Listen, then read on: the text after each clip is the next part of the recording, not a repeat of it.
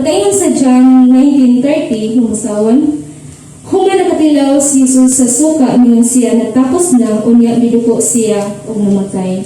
Let us pray. Abba Father, Lord God, magpasalamat kami Lord, una sa paghatod inyong mga templo na safe and sound. Salamat Lord God sa kadasi nga even Lord God nagaulan, but nakita na usab kami Lord God sa pagpaminaw Lord God, ilagay na sa pito Lord God na inyong gibuhat para ka namang tanan o God. Lord, inyong pulong karon may magapasabot ka na mo. Sa ngalan ni Jesus.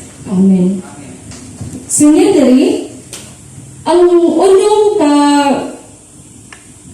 kapulang sa kadaugan mo ang pagkumpleto o pagkahuman. No? Victory. Usa po ni siya ka victory ang unong kapulong na pagkumpleto o pagkahuman. So, si Jesus Christ, niya sa diri, it is finished. So, Jesus Christ, na-fulfill niya ang mission, na-fulfill niya ang purpose or ang katuyuan diri kanato sa iyang pagtubos. No? Dili na nunid na natong tubuson ang atong kaugalingon kay na-finish na mga ni Jesus. No? Ayang mission diri mga kaigsuonan sa pag-redeem ka nato, pag-restore, ato ba nang gituuhan sa itong kinabuhi, since nakabalo na tas kamatuoran, o especially mga kaigsuonan, na fulfill ni Jesus Christ yung mission, usa ang pagluwas sa atong mga sala. No? Natapos na na ihang pag-save nato sa mga sala, nabayaran niya. So, interesting ka ay mga kaigsuonan. Di ba, unsay mag-goal ba ka kung imong utang dito bayaran sa usa ka tawo? Labi na kuan, wala ka nakabalo or mabasa punto nga nakabalo ng kaso dili jud ka mo hilak. Noon sa tuon na ang atong paghilak pero tears of joy. Muhilak gapon ka nga nagpasalamat ka nga Lord, salamat di ay nga nuni di kumubayad sa akong pagpamakak, nuni di kumubayad sa akong unsa pa natong gibuhat niya ang mga sala. No? Nuni di na makaisunan tol kay gihuman na sa Ginoo. So, pwede ka po kang muhila. Pero opposite, sa una, makaisunan. So, pwede kang muhila karon. So, sa Greek nga pulong, dili lang kay natapos na, kundi manbawaan nato sa mga kinabuhi na gibayaran na. Natapos na o gibayaran na. So, sa ato nga kinabuhi mga kaisunan, ato ba nang gituuhan, gibayaran na sa Diyos ang tanang-tanan. Gibayaran na sa Ginoo ang tanang-tanan. No, yan na nang gihatag sa imong pagbayad kita nakabaton ay niog ka luwasan sa ato kinabuhi. Ay niwa kita tanan mga nagalingkod. Kamudihan nga nagalingkod tanan ako po diri nga tindog same ta nga nakadawat na sa kaluwasan. Tungod na sa gibuhat sa Ginoo nga natapos na og nahumana. Di ba? So nasayod ba kita tanan nga ang kaluwasan mo free siya. Libre na ba? Ay na ato nang gituuhan, ang kaluwasan, ato na siyang nadawat, wala tayo gasto bisan piso. Dili pa sabot mga kaigsuonan, naghihatag ni Jesus atong kinabuhi kay kini barato. Diba? Wala ni gihatag nimo nako natong tanan ang kaluwasan nga libre kay kini barato lang. Usahay mo kung sa tindahan ay libre lang ako animo kay dili siya kay masakitan kay barato raman. Diba? Unlike sa mahal, di na niya ilibre nimo. So, ang kaluwasan, wala na siya gibuhat, nga libre nato kay barato, kundi bilihon kay na nato. Nga wala dyan makakawat. Sino kaluwasan? Kung imo ng ampingan, ado'y makakawat anak. Diba? Ampingan na mga kaisunan. Diba? So, dili na kailangan natong habuan, bayaran ang salvation nga atong nadawat sa atong buhay nga Diyos. No? Sa ihang pagsakripisyo dito sa cross sa Kalbaryo, ibayaran niya, kumplito ng mga kaisunan. Dili na nato ta, dugang-dugang pagsakripisyo, kay enough na to, iyang gibuhat. Pero nga karon, no? Atong buhaton sa atong kinabuhi, atong i-receive ang ihang walay sama nga pagsakripisyo, mo ang gibuhat sa Ginoo. Perfect gid iyang pag-sacrifice. Kanang mga tao nga nagsakripisyo, dili na siya perfect, hanggang kaayo na. Ato lang dito, ang ato lang sacrifice sa Ginoo, ato siya ay perfect. Kumplito, kaysa sakto gyud, tinuod yung magsakripisyo kanang nag-sacrifice dira, no? Na-understand na ito uban ka, upan nakabulas kamatuoran, pero napagay uban na nakabulas kamatuoran, pero dili ko gito'y loto ng pagkakristuhanon, nag-apply gihapon ni Ana. Pero dili na maka 1/4 sa pagsakripisyo sa Ginoo. So pinaagi sa atong pagtuo, no, gihimo na ito nga, pinaagi sa pagsakripisyo sa Ginoo, ang atong pagtuo, tungkol sa atong pagtuo, makatulog sa mindset na igo na ito.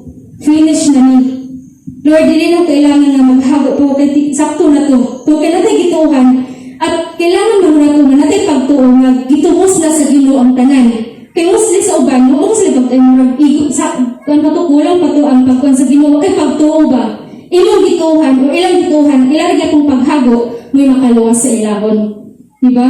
Dapat as a Christian, we live by faith, not by sight. Dili na ta kailangan matanawan pa ta, makita pa ta nila ng sakripisyo, buhat po ta, kaya kung tinitinuod, pinakita. Ang tinuod, mag-iso ng katong gibuhat sa Ginoo, bisan nato siya nakita. So, subok kayong palandungon, nadagan ka pong tao karon, hindi kalibutan, na mula sila nakasabot.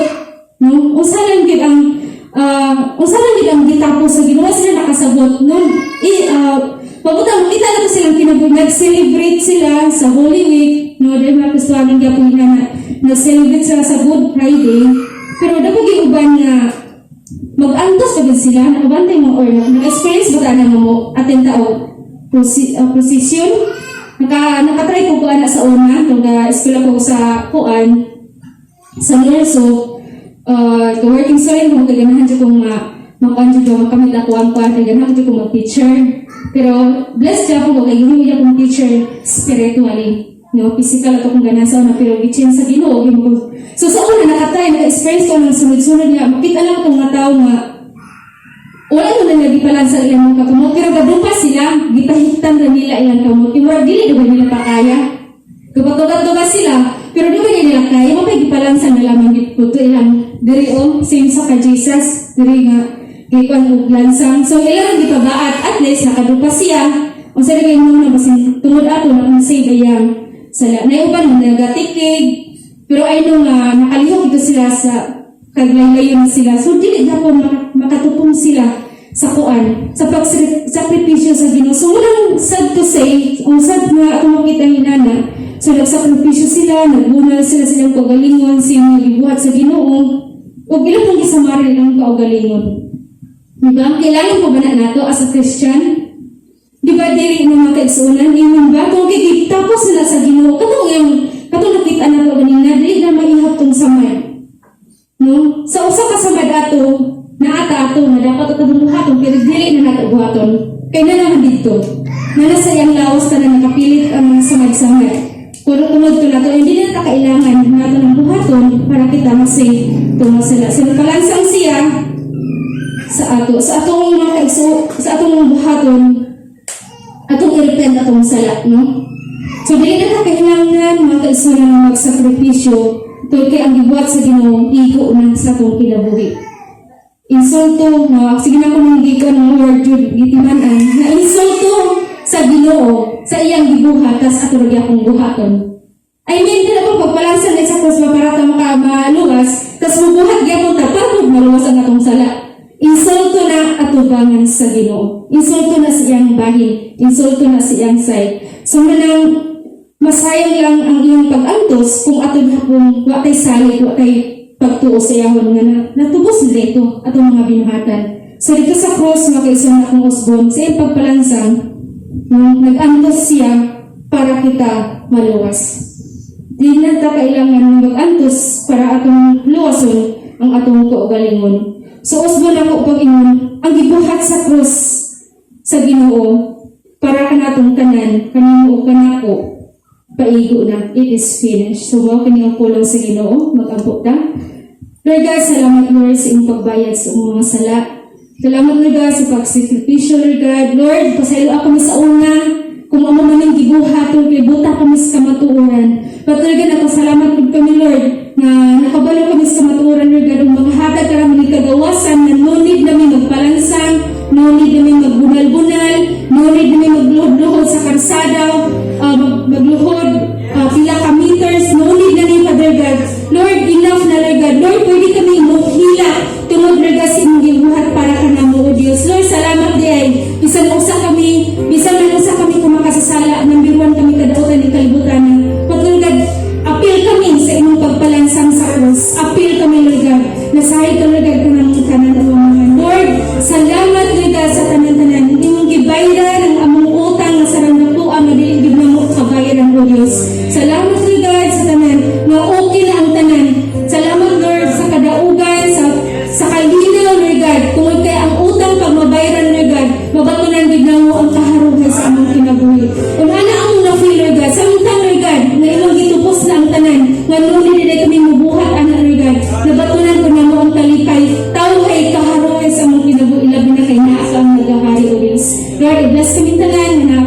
imong kauban wala pud karon Lord God, ikaw mag-bless ka namang tanan. Imong mga pulong kanunay nimong ipaturok sa among kinabuhi, among kinang ma-apply o ma-share sa among mga kaigsuonan na kanunay nag-apply na nagasakripisyo gihapon sila para daw ma-save ang ilang mga sala.